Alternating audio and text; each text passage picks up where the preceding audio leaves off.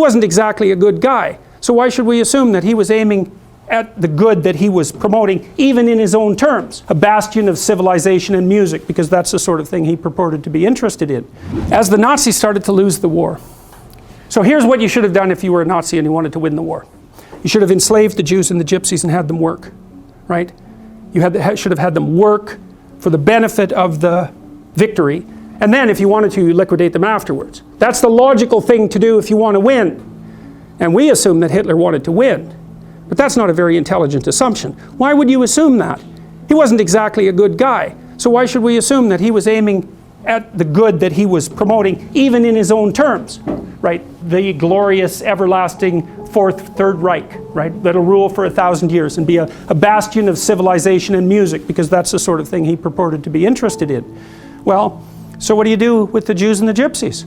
Well, round them up, fine. Enslave them, fine. You don't kill them. You certainly don't devote a substantial proportion of your war resources while you're losing to accelerate the rate at which the extermination is taking place. Because that's a bit counterproductive, unless what you're aiming at is the maximum possible mayhem in the shortest period of time.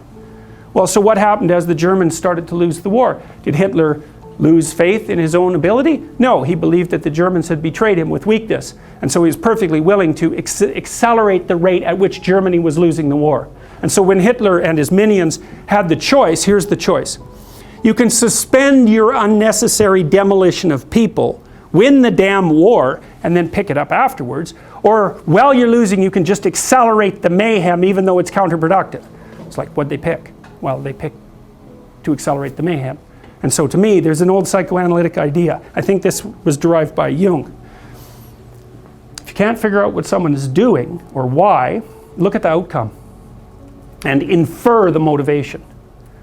If it produces mayhem, perhaps it was aiming at mayhem. Now, you have to use that dictum carefully. If someone's irritating you, maybe it's because you're irritable and you should sort yourself out, but maybe it's because they're actually aiming at irritating you. And that's the actual motivation. So perhaps not, but it's another tool in your analytical armament. So, and so you see, well, and this is the thing about warfare that's so interesting about because you can attribute it to territoriality. You can attribute it to a war for resources. That's what I would say, wretchedly simple-minded economists presume. People fight over scarce resources. It's like, hey, we're a little bit more sophisticated than that. And first of all, what resources are you talking about? The bloody Inuit had nothing. They lived perfectly well. What did they have? Snow and seal blubber. People can live in unbelievably deprived conditions.